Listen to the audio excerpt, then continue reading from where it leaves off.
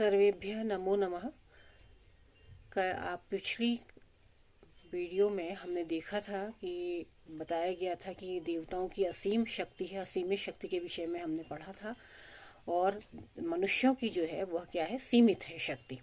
तो इसलिए अब मनुष्यों के नाट्यगृह का निर्माण कैसे करना चाहिए इसके विषय में विवेचन करते हुए ग्रंथकार कहते हैं, भूमिर्विभागम पूर्वं तु परीक्षेत प्रयोजकः ततो वास्तु प्रमाणेन प्रारभेत शुभेच्छया समास्थिरा तु कठिना कृष्णा गौरी च वायु भवेत् भूमिस्तत्रैव कर्तव्यः कर्तृभिर्नाट्यमण्डपः प्रथमं शोधनं कृत्वा लाङ्गल्येन समुत्कर्षेत् अस्ति कील कपालानि तृणगुल्माश्च शोधयेत्। अब देखिए कि 3 कारिकाएं का भी मैंने वाचन किया, तो इन 3 कारिकाओं के माध्यम से ग्रंथकार यह बताने की चेष्टा कर रहे हैं कि नाट्यगृह का निर्माण करने से पूर्व किन किन बातों का ध्यान रखना चाहिए और किन किन बातों को, किन किन कार्यों को करना चाहिए। तभी कह रहे हैं कि भूमेर विभागम पूर्वम तु परीक्षेत प्रयोजका। प्रयोजका माने जो करता है, माने जो भूमि में जो कर्षण कर रहा है या भूमि में जो नेपथ्य का यानी कि जो रंगमंच का निर्माण करने वाला जो करता है वह क्या कर रहा है कि इसमें इस जो 3 कारिकाएं दी गई हैं इसमें ग्रंथकार ने नाट्य मंडप के निर्माण से पूर्व क्या क्या सावधानियां अपेक्षित हैं और किस प्रकार से भूमि शोधन इत्यादि कार्य करना चाहिए उसके विषय में विस्तार से बताया है। तो इसमें कह रहे हैं कि देखिए, भूमेर विभागम पूर्वम तु, भूमि का माने कहने का चाहिए कि नाट्य मंडप का निर्माण करने से पूर्व परीक्षेत प्रयोजकः, शिल्पी जो शिल्पी है, जो बनाने वाला है, उसको पहले तो भूमि की उपयोगिता के बारे में परीक्षण का कार्य कर लेना चाहिए। माने भूमि उपयोगी है या अथवा नहीं है और क्या क्या इसके लिए चाहिए, वह उपयुक्त है अथवा नहीं, इसका ज्ञान कर लेना चाहिए। ठीक है, तो उसके पश्चात कह रहे हैं तत्पश्चात ततो वास्तु प्रमाणेन प्रारभेत शुभेच्छया। तो इसलिए कल्याण शुभेच्छया, शुभ की इच्छा अर्थात कल्याण की कामना करने वाले को कल्याण भावना के साथ उस वास्तु के प्रमाण का के अनुसार कार्य को वास्तु प्रमाणेन प्रारभेत, वास्तु के प्रमाण के आधार पर ही उस कार्य को प्रारंभ करना चाहिए। कैसे करना चाहिए इस विषय में आगे भी वर्णन है कि समा स्थिरा तो कठिना कृष्णा गौरी च वा भवेत्। जो भूमि क्या हो, समतल हो। ठीक है, समतल हो यानी उबड़ खाबड़ न हो, समतल हो, स्थिरा और स्थिर हो। स्थिर से तात्पर्य क्या है, माने भूकंप इत्यादि का प्रकोप जहां पर न हो, भूकंप इत्यादि न आते हो। और कठिना कृष्णा गौरी, कठोर हो, कठिना माने कड़ी हो, ठोस हो।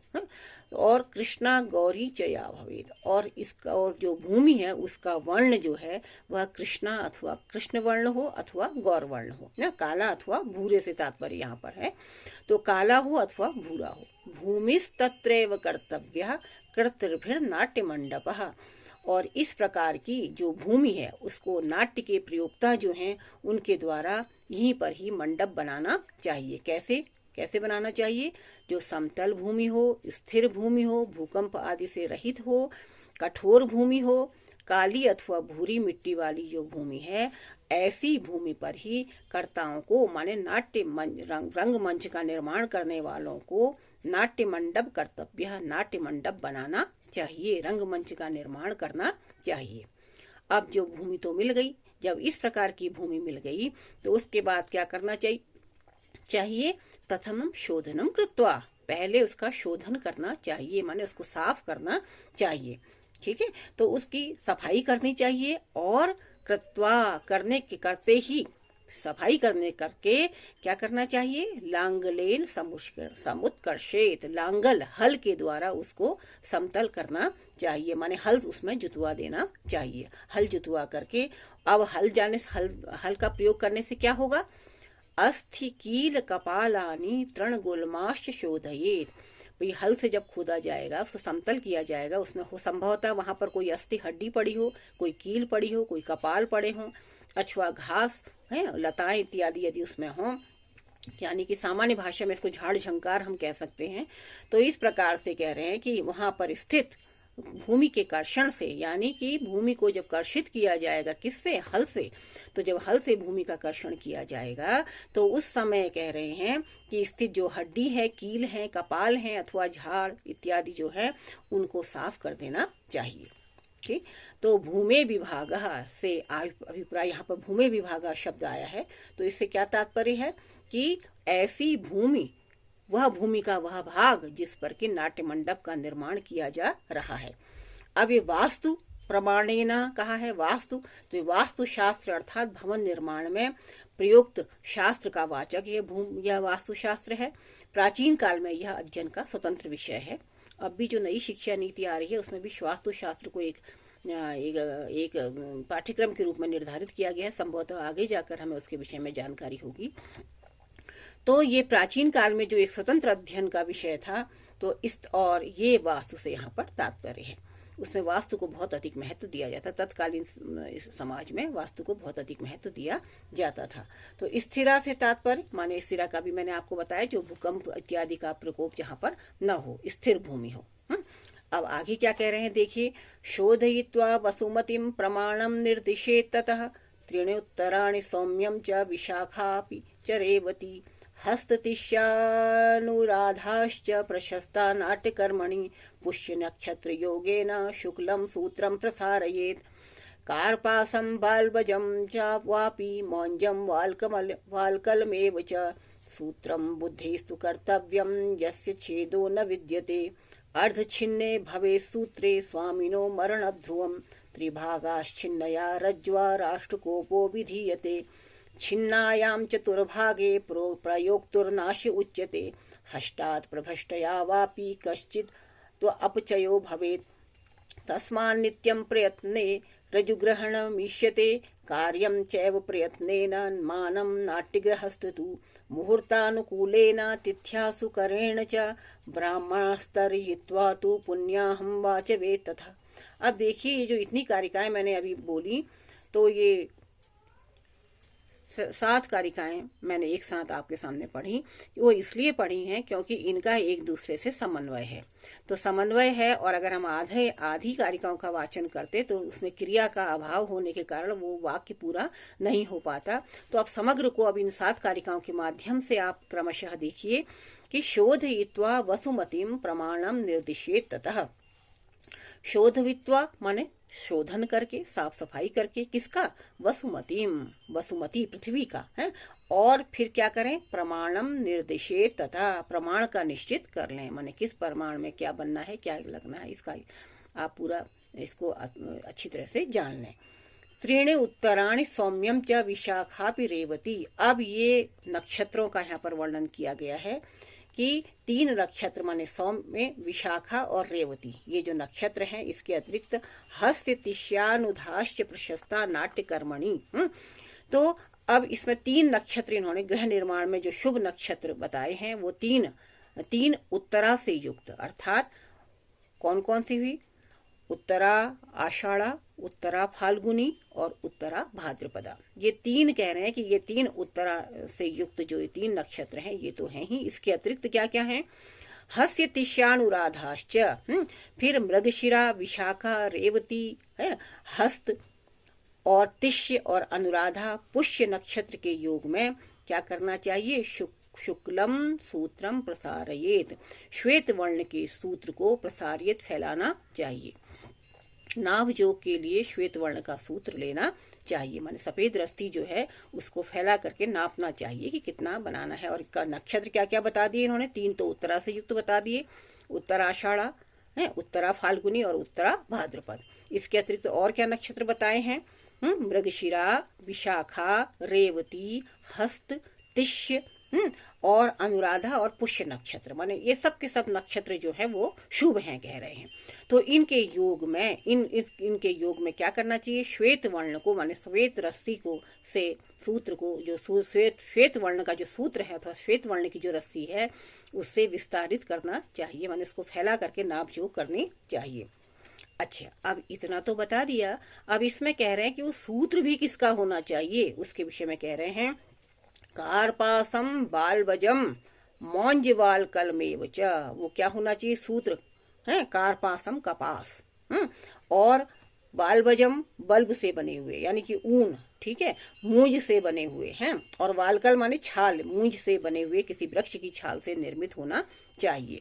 और इससे क्या होता है कि अब ये बुद्धिमान जो प्रयोक्ता हैं जो वहां पर कार्य कर रहे हैं, करवा रहे हैं, तो बुद्धिमान प्रयोक्ताओं के द्वारा जो डोरी है वह ऐसी बनानी चाहिए कि जो टूटने न पाए। यस्य छेदः न विद्यते, जिसका छेदन न हो पाए, जो टूटी न जाए। यानी बीच में से खींच रहे हैं और माप कर रहे हैं, उतने में ही बीच में से रस्सी टूट गई, उसकी क्या क्या हानियां होती हैं अग्रिम कारिका में बता रहे हैं। तो क्यों, क्या कारण है देखो कि त्रिभागात छिन्नये, तो छिन्न या त्रिभागात छिन्नम ध्रुवम भवेत स्वामिनः मरणम। क्योंकि देखिए अगर डोरी का बीच में से भाग टूट जाएगा तो जो नाट्यगृह का जो स्वामी है, नाट्यगृह को बनाने वाला जो है, जो भवन मालिक है, उसकी मृत्यु निश्चित हो जाती है। और फिर उसके बाद है कि आगे कह रहे हैं कि और रस्सी का तिहाई भाग जब टूटेगा तो टूट जाने पर राष्ट्र विप्लव होता है। और चतुर्था भाग छिन्नायाम, और चौथाई भाग टूट जाने पर प्रयोक्ता जो प्रयोग कर रहा है वहां पर उसका नाश होना संभव है। अथवा क्या है कि अथवा कह रहे हैं कि रज्जु ग्रहणम इष्यते, माने इतनी सावधानी से काम करना चाहिए कि रज्जु का अगर कोई भी, रस्सी का कोई भी भाग अगर टूट जाए तो उसमें कोई ना कोई अपकर्ष अवश्य हो जाता है, उत्कर्ष के स्थान पर अपकर्ष की प्राप्ति होती है। तो इससे क्या भाव निकला, इसे अभिप्राय यह निकला कि रस्सी को सदैव सावधानी से ग्रहण करना चाहिए। और नाट्यगृह का जो माप है, नाट्यगृहस्य तु मानम प्रयत्नेव चैव कार्यम, नाट्यगृह का माप भी सावधानी पूर्वक करनी चाहिए। कैसे भाई, शुभ मुहूर्त हो, शुभ तिथि हो, अनुकूलेन मुहूर्तेन, माने शुभ मुहूर्त में, शुभ तिथि में और शुभ करण होने पर, अनुकूलेन मुहूर्तेन तिथ्या सुकरेण च, तो शुभ मुहूर्त हो, शुभ तिथि हो और शुभ करण होने पर ब्राह्मणों को भोजनादि के द्वारा तृप्त करके शुभ दिन के विषय में पूछना चाहिए। माने उन ब्राह्मणों को बुला करके उनसे पुण्याहम वाचयेत, पुण्याहम पुण्य माने शुभ दिन क्या है उसके विषय में पूछना चाहिए। तो अब इससे भाव क्या निकला, इससे भाव यह निकला कि भवन निर्माण के लिए भूमि की नाप जो करने के लिए जिस सूत्र का प्रयोग होता है, अब आजकल आप वर्तमान में देखिए कि कहीं पर भी जब नाप ली जाती है वहां पर वो चूने से या अथवा रस्सी को सफेद वर्ण में भिगो करके, है ना, तो चूने में भिगा दिया जाता है और उसमें नक्शे के अनुसार निशान बना दिए जाते हैं। तो यद्यपि कह रहे हैं उसी को ही, और इसमें क्या है कि यद्यपि उत्तराषाढ़ा, उत्तरा फाल्गुनी और उत्तरा भाद्रपद जो हैं वह 9 नक्षत्र नाट्य मंडप में शुभ माने जाते हैं, तो इसलिए, और इनमें से पुष्य नक्षत्र ही कई लोग जो हैं, कहीं की बात के ग्रंथों में इसको प्रक्षिप्त भी माना गया है, इसलिए पुष्य नक्षत्र को ही सर्वोत्तम मानना चाहिए, ऐसा कुछ व्याख्याकारों का मत है। और बालबज जो है वह एक प्रकार की घास है, मूंज जिससे रस्सी बनाई जाती है, तो और कुछ लोग जो है ये बालबस से अभिप्राय जो है ऊन से भी लेते हैं। तो कि जो मत आपको ठीक लगे आप उसको ग्रहण कर सकते हैं। और स्वामी से अभिप्राय क्या है, स्वामी से यह अभिप्राय है कि नाट्यगृह का निर्माण करने वाले अथवा राज्य के स्वामी को यहाँ पर हम समझ सकते हैं। और राष्ट्रकोप का अर्थ राष्ट्र विप्लव अथवा राजनीतिक उथल पुथल भी माना जा सकता है। तो अब देखिए, भिन्न भिन्न कार्यों को करने के लिए पहले ज्योतिष शास्त्र पर बहुत विचार किया जाता था, तो भिन्न भिन्न कार्यों को प्रारंभ करने के लिए ज्योतिष शास्त्रों में मुहूर्तों, तिथियों और करणों का विधान किया जाता है। अब ये तिथियां, विधान और मुहूर्त क्या है, देखो 48 मिनट 48 मिनट का जो कालांश के मुहूर्त और चांद्र तिथि के अर्धभाग को करण कहा जाता है। करणों की संख्या 11 है, मैं आपको बता दूं क्या क्या है। वो है बव, बालव, कौलव, तैतिल, गर, वणिज, विष्टि, शकुनि, चतुष्पद, नाग और किंसदुग्न। तो अतः इसलिए जो नाट्य मंडप में जो कहा गया है ना, ज्योतिष शास्त्र के अनुसार करना चाहिए, वास्तु शास्त्र के अनुसार करना चाहिए, तो नाट्य मंडप के निर्माण हेतु ज्योतिष शास्त्र में बताई गई शुभ तिथि में शुभ करण और शुभ मुहूर्त के योग को समझना चाहिए। माने इसी मुहूर्त में, इसी योग में क्या करना चाहिए, ये नाट्य मंडप के निर्माण का प्रारंभ करना चाहिए। तो ये क्या क्या कहा गया है यहाँ पर, हम ये इस भाव को हम समझ सकते हैं कि भारतीय शास्त्रों में इस प्रकार के शुभ अशुभ कथन का उद्देश्य प्रत्येक कार्य में सावधानी रखना है। वो हठ धर्मिता वहां पर नहीं है कि ऐसे ही करना है, मतलब ये इसलिए करना है कि अगर इस ढंग से सोच समझ करके करण दिन वार तिथि के अनुसार यदि आप कार्य करेंगे तो संभवतः पूरी सावधानी आप रख सकेंगे तथा शुभ कर्मों में प्रवृत्ति और अशुभ कर्मों में निवृत्ति आपकी हो जाएगी। तो इस प्रकार से हमने देखा कि सूत्रों का प्रसारण भी, ये रस्सी से यदि हमने नापना है, डोरी से यदि हमने नापना है, तो उसमें भी किन किन बातों का ध्यान रखना चाहिए, इसका विवेचन इन कारिकाओं में किया गया है। तो आगे की चर्चा जो है वो अगले वीडियो में की जाएगी। आप लोगों को नमस्कार और धन्यवाद।